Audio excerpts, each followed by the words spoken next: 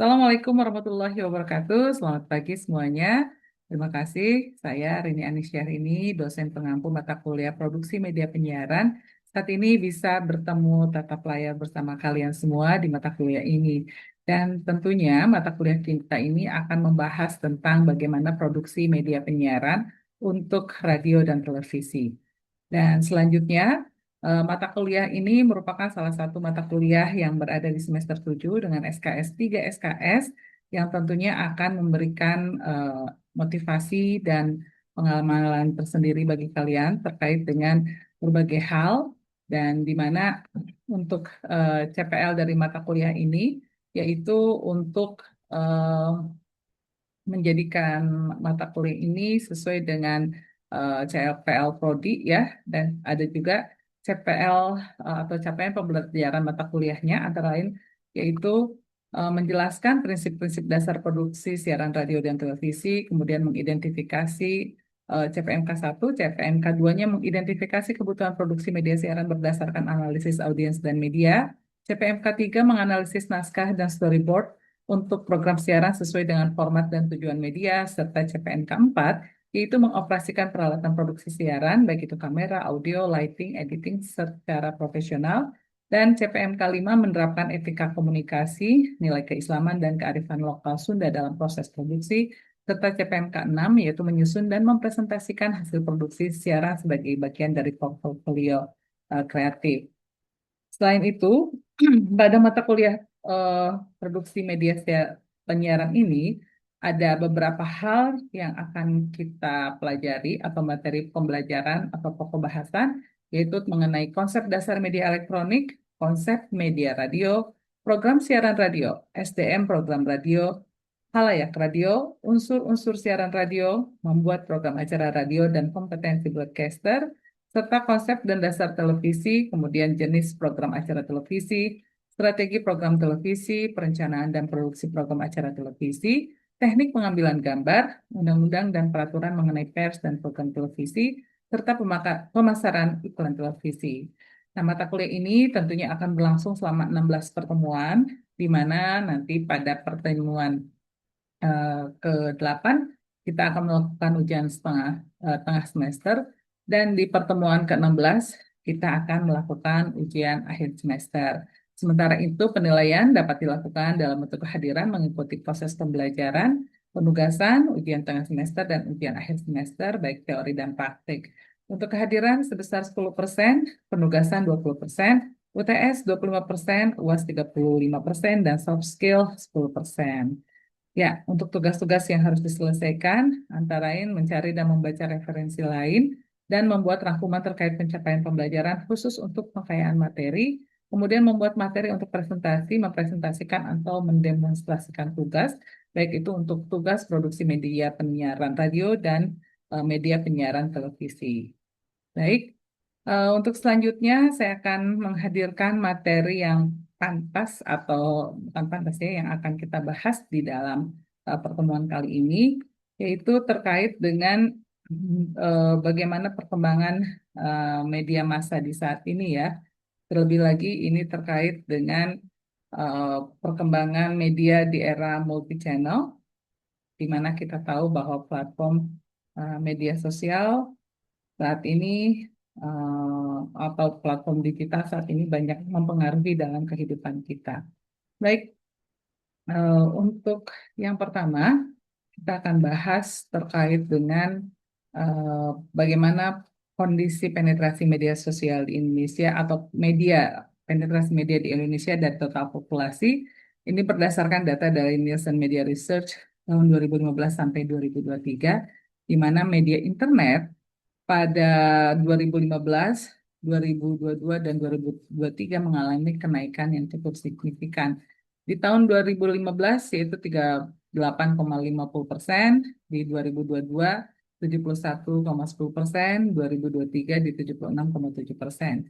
Sementara televisi di tahun 2015 96,20%, 2022 87,70%, dan 81% 1 di 2023. Sementara itu untuk radio, kita bisa melihat bahwa radio pun ini mengalami penurunan, di mana Di tahun 2025, pencapaiannya 29,10%, kemudian di 2022 yaitu 17,50%, dan untuk koran di tahun 2015 10,30% dan 5,20% di tahun 2022.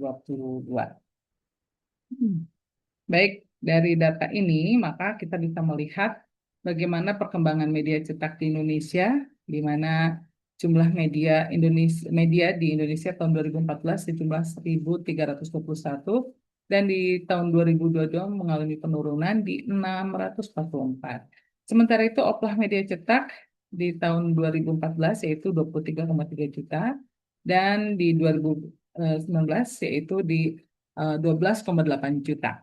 Nah, dengan demikian kita bisa melihat bahwa perkembangan media cetak cukup mengalami penurunan yang signifikan ya, dari 46.000 koran di Amerika Serikat saja di tahun 2022 maksudnya, hanya tersisa 22.000 di tahun 2020. Iklan pun menurun ke 11,1% di tahun 2022 dari 30,3% di tahun 2019. Kemudian untuk Republika edisi cetak tutup di 1 Januari 2023 dan tentunya ini sesuatu yang mengkhawatirkan ya. Kemudian juga koran Sindu juga mengalami penutupan di 17 April 2023. Begitupun dengan perkembangan radio di Indonesia. Kita bisa melihat grafiknya yang terus menurun, kalian bisa baca sendiri ya. Kemudian juga perkembangan televisi mengalami penurunan, tapi televisi masih bisa bertahan. Dan yang jelas televisi bukan satu-satunya opsi menonton karena saat ini kita bisa melihat beberapa tayangan seperti YouTube, ada Netflix, Disney Plus, video, dan yang lainnya. Perkembangan media digital di Indonesia ini tentunya semakin meningkat berdasarkan data dari Reportal 2022 ya, di mana untuk digital atau online ini pengguna internet naik dari 39,6 juta di 2012 ke 212,9 juta di Januari 2023. Kemudian perilaku publik dalam akses informasi pun kita tahu dari 10.000 responden, 73% mengaku mendapatkan informasi dari media sosial dan hanya 26,7% yang memperoleh informasi dari berita di media online. Oke, dengan begitu maka ini akan memudahkan adanya misinformasi dan disinformasi di media sosial. Ini diungkapkan oleh Reuters Institute yang menyebutkan tingkat kepercayaan publik Amerika dan Inggris terhadap berita di media sosial rata-rata di bawah 50%. Hoax dan pelecehan pun menjadi isu yang dianggap publik dekat dengan sosial media. Dengan kondisi seperti itu, maka bisa dipastikan bahwa media mainstream sebelumnya harus mampu menuju ke multi-channel journalism. Hal ini karena kita melihat platform di digital semakin diminati oleh masyarakat atau oleh publik. Oleh karena itu, ketika akan menuju multi-channel journalism, maka antara lain beberapa media mainstream ini seperti media cetak, mereka harus mampu untuk memiliki yang namanya website dan application atau apps, kemudian juga ada koran dan majalah digital seperti kompas.id, Tempo Digital, dan lain-lain. Dan mereka juga harus mampu menggunakan media sosial. Ya, sementara itu untuk di radio, maka jika akan menuju multi-channel journalism, mereka pun harus mampu melakukan transformasi dari radio analog, kemudian streaming apps seperti Spotify dan Joox. Ada produk baru ya, kalau biasanya siaran itu hanya bentuk siaran audio saja, tapi nanti bisa dalam bentuk podcast, video, dan teks. Kemudian ada website dan juga apps-nya.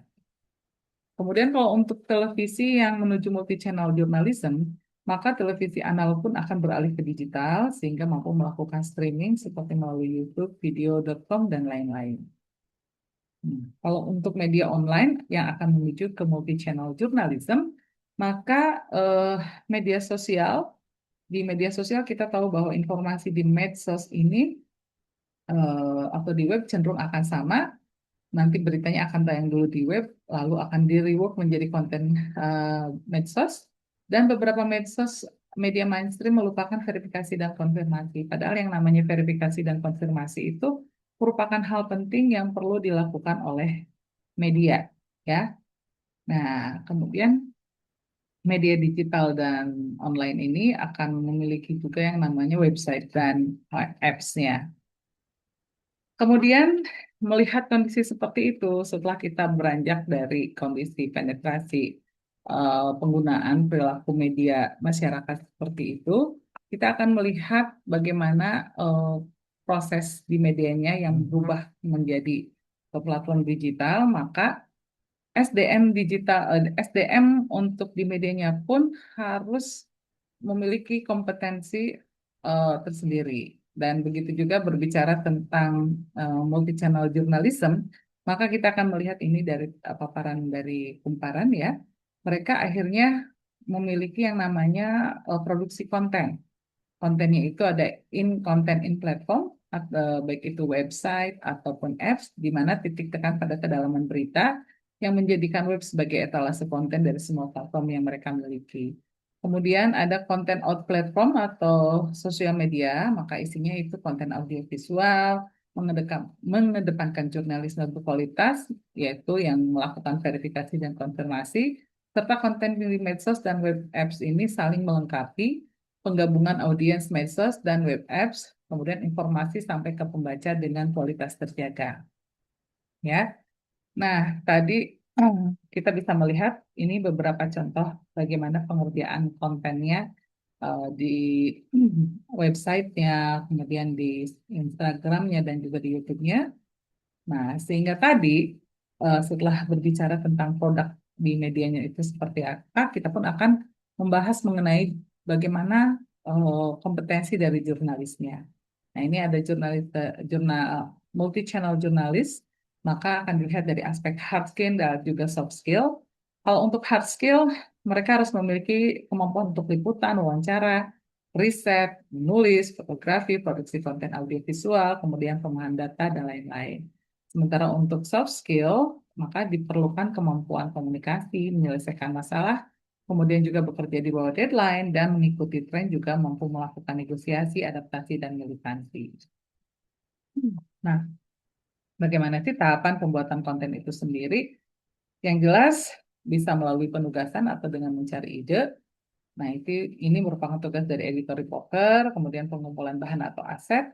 Ini PIC-nya adalah reporter, content researcher, fotografer, dan videographer. Kemudian juga bagaimana mengemas informasi tersebut untuk website dan sosmed. Maka ini tugas dari editor, desainer, video editor. Dan nanti kemudian tayangnya seperti apa, itu merupakan tugas dari editor tim sosial media. Nah, ini beberapa contoh yang bisa kita lihat ya, terkait dengan beberapa konten yang diproduksi, baik berupa teks, live streaming dengan menghadirkan eh, reporter atau melakukan reportase di tempat suatu kejadian, kemudian bagaimana merework hal tersebut yang di website tersebut ke dalam Reels, yang merupakan fitur di media sosial, di postnya atau IG postnya seperti apa, dan ini realnya bagaimana. Dan ini yang terpenting adalah kalau kita melihat channel dari Kumparan, maka users Kumparan di berbagai channel, jika kita perhatikan beberapa aset digitalnya, yaitu untuk websitenya monthly active usernya 80 juta. Ya, ada juga Facebook followernya ada 1,9 juta follower, Twitter 992.000 followers, YouTube-nya 1,25 juta subscriber, Instagram 1,6 juta followers, dan TikTok 1,7 juta followers.